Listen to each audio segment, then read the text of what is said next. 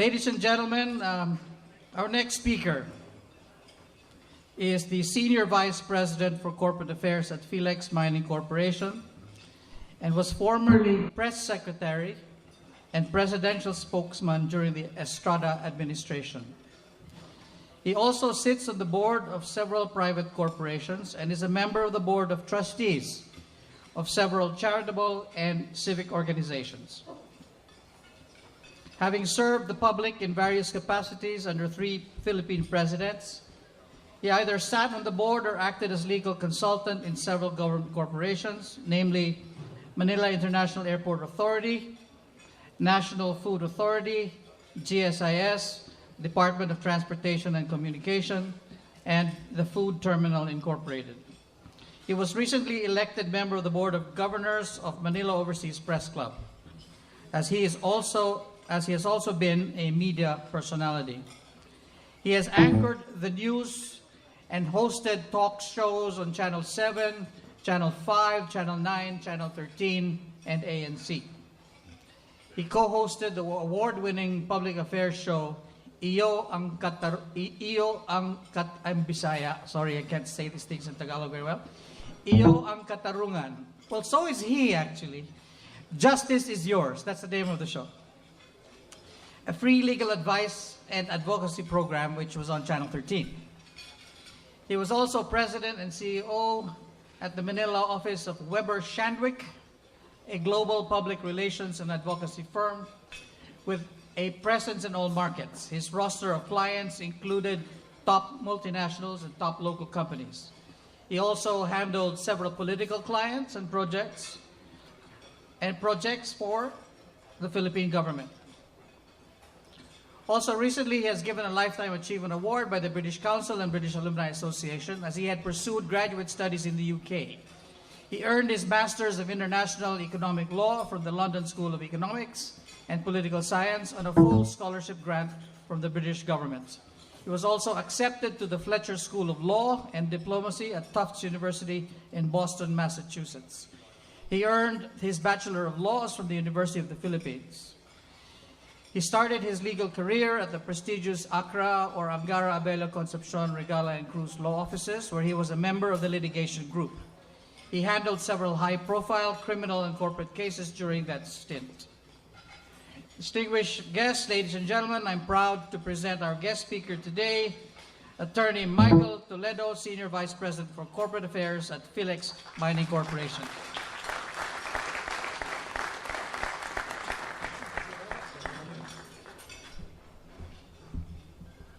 Thank you very much, Leo. After that very generous introduction, I would like to formally ask you to be my formal introducer in all my other speaking engagements. I can assure you that Philex can pay for the fee. Ambassador Delia Albert, Mr. John Risedale of TVI, of course, Leo Dominguez, a good friend. You know, I've known Leo for quite some time.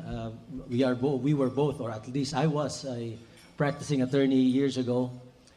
And he was quite impressive in court, but I did not know that he could even do better as an MC and as a master of ceremonies. Why don't we give him a round of applause? Yeah.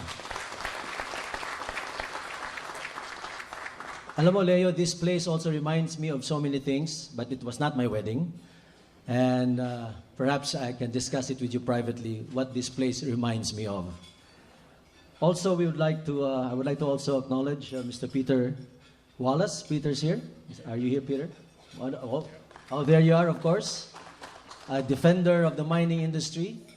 We are both active members of the Management Association of the Philippines, and really glad to know that you're on our side, Peter. And we read your article at the Inquirer the other day, and we can assure you that we at the industry would take heed to what you have said in that article in one of my favorite newspapers, by the way, the Philippine Daily Inquirer.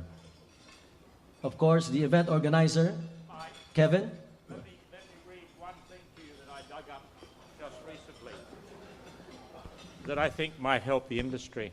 It's in the Bible. Okay. Deuteronomy 8:9. a land where bread will not be scarce and you will lack nothing, a land where the rocks and iron and you can dig copper out of the hills. It's in the Bible. Thank you very God much, Peter. said so. And of course, Mr. Graham Deegan, resource advisor, and my good friend, a respected mining lawyer, among other things, former senior partner of CSIP Salazar Law Firm, and now Associate Director of First Pacific, Attorney Marilyn Aquino. Let's give her a warm round of applause, please. And of course, distinguished guests, ladies and gentlemen, and our distinguished friends from the media, maraming salamat po for being here. Magandang hapon po sa inyo lahat. It isn't easy being good. Hindi naman ayaw kong maging bumait, pero di ko kaya. No, it is about doing good and doing it well through hell and high water, and no pun intended there. It's about having your heart in the right place, and in the end, it will be all worth it. In the end, we will all be measured not by the profit we made, but how we have made our profits. When our chairman and CEO, MVP, as we fondly called him, asked me to join him at Philex Mining, it was a no-brainer for me. Knowing that I will be working with one of the most respected business tycoons or leaders in the country, knowing that I'll be working for a true visionary and a true patriot. But I also said yes for the simple reason that I knew for a fact that Philex had its heart in the right place. It was doing good and doing it quite well. For long, Philex preferred to work hard and keep its nose down. For over 50 years, it kept doing good and went about quietly from establishing environmental standards, public infrastructure, education, and health programs as early as the 1960s to reforestation and livelihood programs in the 1970s. From its resiliency through the 1980s and the 1990s, Philex preferred to work and reap awards. With its nose down, quietly, humbly, it went about its work. Quietly, humbly, it delivered to the community's economic and social benefits far more than what was expected from Philex. But as the most revered Spanish writer, Federico Garcia Lorca, once said, to burn with desire and keep quiet about it is the greatest punishment we can bring on ourselves. Yes, the company has been burning with desire for growth, expansion, and with it, the empowerment and upliftment of communities where it operates. So why change the status quo? What is wrong with being quiet? Why indeed? First, we all know that we are at a time when public opinion of the mining industry as a whole is poor. We had been flagellated for environmental costs that far outweigh the benefits, for leaving the land unusable for agriculture, for the decline of wildlife and plant species, water pollution, and at times even human rights. False prophets who judge us through foreign-funded massive disinformation campaign were relentless in their efforts to destroy the industry. Ladies and gentlemen, mining has never been sexy, but I think that will all change when Ambassador Delia Albert speaks soon in Bangkok. And according to her, instead of the topic lasting footprint of mining, it will be lasting footprint in mining. Let's give a round of applause to Ambassador Albert here, she has also been in the forefront in this struggle of ours. You know, to explain Gosan and sulfides, one compares it with the layers of a cake. To explain subsidence, we resort to the analogies of a rice box. To explain how penstock works, which by the way, I took a crash course on penstocks, we compared it with a gutter of a roof. How do you actually explain how a block cave system works? But just because it is difficult to explain doesn't mean that it can never be sexy. In fact, its beauty is actually in its complexity. And you just need to come up with your right story and put it out there. The second reason why we should is because pressure groups have consistently targeted the mining sector at local and international levels, challenging the industry's legitimacy to the point of controlling news desks and respected broadcasters for their agenda. I don't think I need to say more. However, let me cite a personal experience of the day that the mining forum opened. While having breakfast, I was pleasantly surprised to read that I was the subject of an editorial from one of the leading newspapers of the country, a newspaper that I still highly respect, of course. In that editorial, I was described as being disingenuous. I have to admit, it's been a while since I've encountered that word. So I had to check the dictionary and find out what it actually meant. And lo, to my not exactly surprise, it meant dishonest, deceitful. I was also described as being or lacking grace. And at the same time also reacting quickly by using legal doctrines as a knee-jerk reactions to accusations being hurled upon Philex. I was surprised. Well, for one thing, the fact that I was made a topic of an editorial is, I guess, something that I can put on my record. It's not often that one is subject to such an editorial from one of the leading newspapers. But at the same time, I was quite surprised because it's a call for the respect of the rule of law. It's a call for the respect of due process, for notice and hearing. Is it being disingenuous?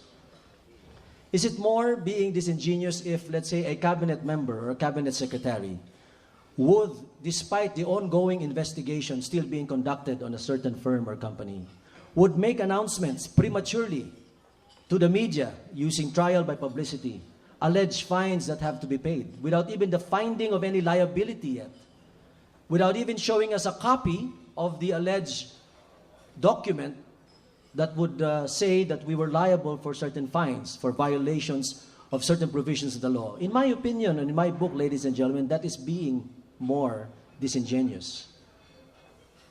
Is it lacking grace to call for a respect of the rule of law? I don't think so. And if it is so, then I'd gladly be called disingenuous. The third reason why we should, ladies and gentlemen, is the financial sector is increasingly focusing on mining companies from both risk management and social responsibility perspectives. No doubt, standards on international transparency on extractive industries has remarkably advanced over the last decade. It is because of this increased focus on the industry that regulations have also tightened. While the EO, or Executive Order 79, implementing rules, and the IRR, or implementing rules and regulations, emphasize the primacy of the Constitution and national laws as against local laws. Unfortunately, however, a number of its provisions themselves violate the Constitution, not to mention the rights of the members of the mining industry. Philex believes that there is no cause that is so great that can justify a disregard for the rule of law and the fundamental rights guaranteed by the Constitution, or the principles upon which democratic government is founded, such as the separation of governmental powers. Fourth, media today is far more different than what it was 20 years ago. Communications technology has had the most impact on the public relations. 20 years ago, a BlackBerry was something you put on top of a pie or in the pie. Twitter was a very tiny speaker installed in your car, and the iPhone was a complete sentence. Today, the sophistication of communication and gadgets are just as borderless as their geographical reach. Anyone with an idea can be the media nowadays, and the speed of sharing content has been unprecedented. That's why perhaps we have the cybercrime law, which was recently passed, quite controversial also, and I'm sure that there will be some amendments to that too. Clearly, there's a need really to come up with better legal advice. It's a troubling and dangerous thing, but it is also a wonderful thing because now we have many more channels to reach our audiences. The added dimension is that now messages can be made and shared with a more personal touch.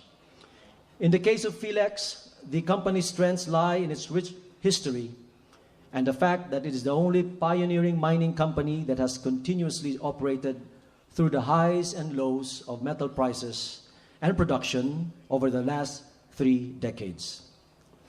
Throw in a comprehensive CSR program with clear-cut prescriptions for environmental management and community engagement, and you have a story of responsible mining, which we shared with the public through tri-media advertising, institutionalized mine tours, publicities, events, and of course, public speeches. We launched There's Life in Mining campaign. So, as the doctor earlier said, can there be life after mining? We say, there is already life in mining. And we launched this in September last year to make the public understand what is responsible mining by demonstrating how we leave the land far better off than when it was found, how we enable progress through public infrastructure, and how we build communities through livelihood, health, education, and capacity building that will enable them to sustain life beyond the end of the mine life. We complemented this with a publicity program to inform, educate, and inspire. These are stories about our projects on the ground and about the people who grew up in the mines, who rose through the ranks in Philex from junior mining engineer to become its president and COO. And I'm talking about our hardworking president, Mr. Jules Austin. He's not here, but why don't we give him also a warm round of applause?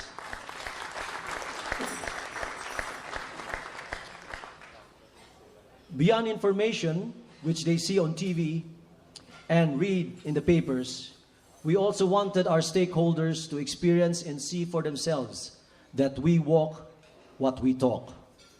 On top of the mine tours in Padcal, in Silangan and Bulawan, we went further and engaged the Philippine press photographers through our Impressions campaign in December last year, when we brought photojournalists to our Padcal mine for a photo walk. Along the same line, we engaged the youth through essay writing and art competition among the elementary and high school students from our schools in Padcal last month. And on track for the second half of this year are the website, in-house magazines, and newsletters. And when we return to operations, and I can assure you, ladies and gentlemen, that we will return to operations, a second round of There's Life in Mining advertising campaign where we will show real people who have directly benefited from their life with Philex. The communication objective was clear: better public appreciation and understanding of mining and its environmental and social impact. The key messages were consistent. Mining, if done responsibly, can give life. Just as our environment team has restored forest cover on over 2,000 hectares of barren land in Padcal and rehabilitated our project sites in Bulawan and Sibutad into the ecotourism parks that they are today. Mining, if done responsibly, can change lives for the better, as 14,000 graduates from Padcal Mines Elementary School can attest, and as our own president and COO, Jules Austin, has seen in his 28 years in Philex. Mining, if done responsibly, is a boon to the country's national development program. Our strategy was clear, and we go by Sun Tzu when he said, "To win 100 victories in 100 battles is not the highest skill. To subdue the enemy without fighting is the highest skill." To paraphrase this in 3 words, it is engage, engage, and engage. And this has been the corporate mantra of Philex. Even at the height of the incident that happened in Padcal, we engaged. We did not hide. We confronted and addressed the issues. We immediately informed our stakeholders. We immediately informed government. We immediately informed media. All things considered, the results of our communications programs were quite encouraging, as we would like to believe that we contributed to improvements on awareness and perception about the industry. A recent SWS survey has shown that more Filipinos now believe that large-scale mining does not, and I repeat, does not necessarily result in environmental destruction. This is a significant 14-point increase from 24% in August last year to 33% in May this year. In terms of government action about the industry, more people, from 9% last year to 14% this year, agreed to the promotion of large-scale mining in the country based on existing laws, while the number of people who want to stop large-scale mining and amend existing laws have decreased. The price of greatness is responsibility. Needless to say, the same messages resonated when the onslaught of 2 typhoons in July resulted in the darkest night Padcal has ever seen. Our mine site in Padcal has a system for the maintenance and monitoring of tailings ponds. This standard guidelines and procedure included procedures for the construction and maintenance of the ponds, dikes, and benches to ensure their integrity, to protect against their erosion, and to guarantee the impoundings of the tailings within the pond. Procedures also cover those meant to ensure the integrity and strength of all concreting works done for the tailings pond, as well as those for the inspection and maintenance of the tailings pond and its associated structures. At the time a spill occurred on its tailings pond 3, which is now very famous, historically unprecedented heavy rains generated by Typhoon Hiner and Ferdy at the site reached 331.80 millimeters. This exceeded by almost 100 millimeters the 50-year rainfall record for Padcal of only 234.5 millimeters for a single day. At 12 midnight of August 1, Wednesday, we voluntarily, without waiting for government to tell us, stopped mine and milling operations for the purpose of conducting a full inspection of the tailings pond and the surrounding areas in order to assess the conditions of the dam, of the pond or the dam. Initial inspection showed that water and sediment are being discharged from one of the 2 underground tunnels that drain clean water from the penstock in the tailings pond. Immediately, Philex exerted maximum effort to address the accidental discharge and has mobilized the requisite resources in this regard. 15 hours after the incident, or about 3 in the afternoon of August 2, the company reported the matter to the Mines and Geosciences Board, or Bureau, or the MGB. At 8 p.m. of that day, the MGB issued a cease operation order. On the same day, we informed and coordinated with Benguet Governor Nestor Fongwan as well as the municipal boards of Itogon and Tuba. The sinkhole recurred, unfortunately, necessitating a command conference at the Philex headquarters with video link to the mine site. Additional remediation measures were decided upon at the said command conference. Among the plans included that we report the incident the next day to our employees, shareholders, and the general public. So plans were set up for a press conference at 8:30 in the morning of August 3. There, our President and CEO, Engineer Yules Austin, announced that the tailings have been contained. We could have opted to keep quiet about this and just cancel the press conference and any plans for announcement. But that would have gone against our value of doing the right thing. The first order of the day was to inform our employees. After managers on site and the head office were briefed, each of our employees received a letter from the chairman rallying them, and I quote, "We will get this done. We will get back on our feet, stronger and better than before. Let's show our country what a responsible mining company can do." After the employees, we filed a disclosure to the BSC and issued an official statement about the event. And just like our engineers, miners, and community relations teams that have been on the job 24/7 since day one, my team at the Corporate Affairs Office have been relentless in ensuring that potential public fear is allayed and detractors are denied the opportunity to take advantage of this unfortunate incident. Externally, we had granted our interview, or rather one interview after another. Internally, we disclosed to our employees, investors, stock markets, suppliers, and banks about the accident and what steps are being undertaken to mitigate the impact. Philex Mining, environmental experts, and government regulators have announced since the voluntary suspension of operations at Padcal Mine on August 1 that the discharge was non-toxic, as the chemical compounds used in milling operations were biodegradable and that it did not result to any injury or fatality.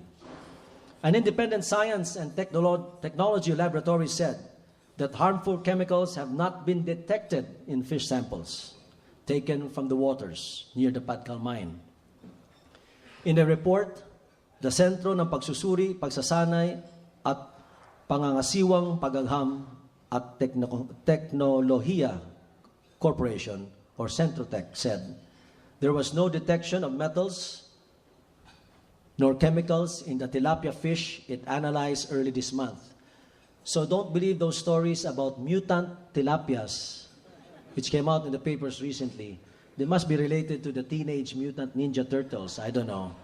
So don't believe them, ladies and gentlemen. Again, this is disinformation running riot, so to speak. Metallurgists at Philex Mining said that unlike a number of small-scale and illegal miners who have operated in Benguet, the company has not used mercury or any harmful amounts of chemicals in its operations at the Padcal Mine. Unfortunately, tailings seepage occurred on September 6 and a few more on September 8. With the safety of about 40 households at the downstream Balog Creek and Agno River, our engineers, geologists, and miners resumed remediation measures to contain the discharge and protect the Agno River despite continuing bad weather. Thankfully, ladies and gentlemen, I am pleased to report that we had been able to plug the sinkhole since then and condemn the affected tunnel. This week, we had started pouring of concrete to completely seal the affected tunnel and have decided to build new tailings ponds. As we have said before, our commitment is not to operate until the integrity of the tailings storage facility is fully ensured. In the meantime, we will work to bring families affected by the spillage at Padcal to, if not better than, their previous status.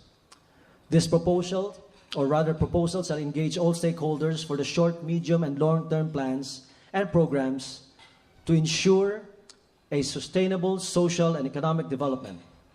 We have assured and will continue to assure the households, farmers, and fishermen affected by the discharge of our commitment to assist and respond quickly to their needs, placing them among our priorities in our rehabilitation and reforestation efforts following the accident in Padcal.